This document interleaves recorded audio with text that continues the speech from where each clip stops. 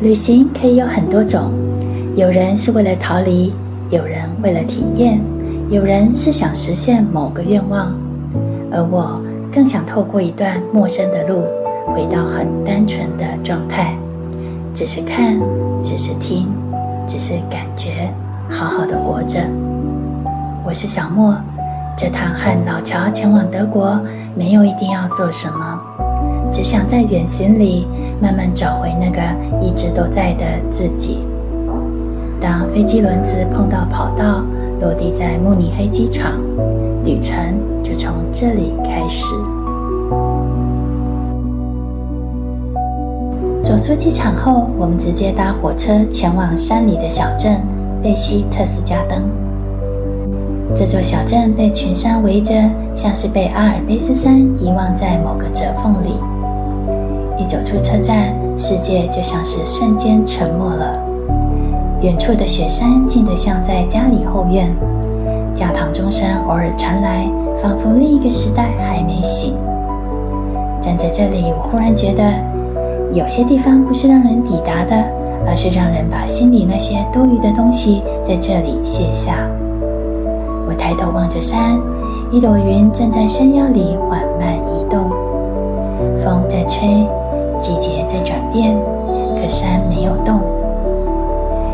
也許真正的流動是讓一切穿過自己，來了又走，而你依然在那裡，從來不被帶走。我們坐公車來到蘭紹，還沒看到什麼，溪流的聲音就先到了。走進魔法森林，整個世界更是只剩下水流聲。溪水穿過石縫，石頭巨大而且安靜。樹木從岩縫裡長出來，苔蘚把整片森林染成深綠色。人走在裡面會忘了時間，仿佛這片森林不是給人散步的，而是讓人走着走着就慢慢消失了。我邊走邊想，我們的人生好像常常被劇情推着走，情緒來了就被帶走，念頭來了就跟着跑。但如果有一刻你能退一步，只是看着一切發生，你就不再只是故事裡的那個角色。就像森林裡那些石頭，水流過去，自己依然安靜地存在着。沿着辛特湖散步時，湖水清澈得像一面沒說話的鏡子，山脈、木屋、浮雲全都映在水面上，真實和倒影幾乎分不清。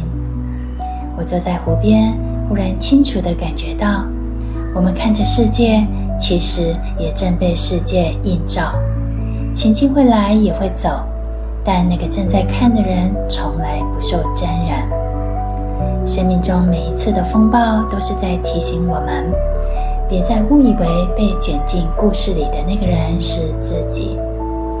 真正的我們是在背景中看着一切流動的覺察，就像湖面能映照一切，並不是因為它抓住了什麼，而是因為它什麼都不留。國王湖的水有一種深不見底的綠，坐在船上，四周都是垂直的山壁。我有時會恍惚，是我在往前移嗎？還是這個湖水正在無聲地穿過我？當船停在湖中央，號角聲響起，回音在山壁間來回震盪，最後慢慢沉下去。那一刻，我忽然注意到，真正聽見聲音的不只是耳朵。我們總習慣把世界分成內外，好像外面的事一發生，我們就要立刻反應。下雨了，很煩。被罵了，好委屈，身體不舒服，開始擔心。但當你聽着聲音，同時感受聲音周圍的那片寂靜，你會發現聲音和聽其實在同一個空間裡發生。它們不是從外面來的，而是當下正在被經驗的。那一刻，我很安靜地明白，世界不只是在外面，它也在你裡面，是此刻正在發生的一切。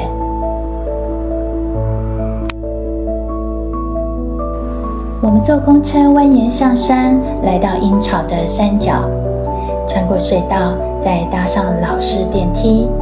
電梯門打開時，眼前只剩山頂和天空。站在這個高度，所有的事情都自動縮小了，不是刻意放下什麼，而是在這裡，那些平常覺得很重要的，好像自己就變輕了。山頂的風很強，我試着問自己，那個聽見風聲的聽見在哪裡？我找不到。那一刻，我明白了，聲音和聽從來就是同一個東西，而且並沒有一個我從裡面看着外面的世界，只有看見正在發生。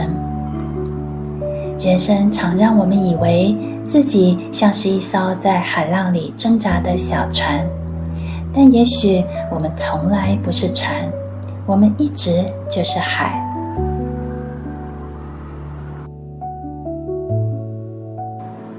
火車往北開，窗外的山慢慢退後。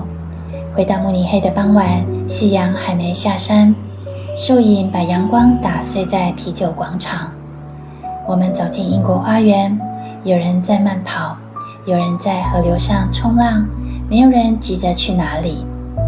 我也停了下來，不整理今天，也不去想明天，只是聽着水聲，感覺腳踩在地上的重量。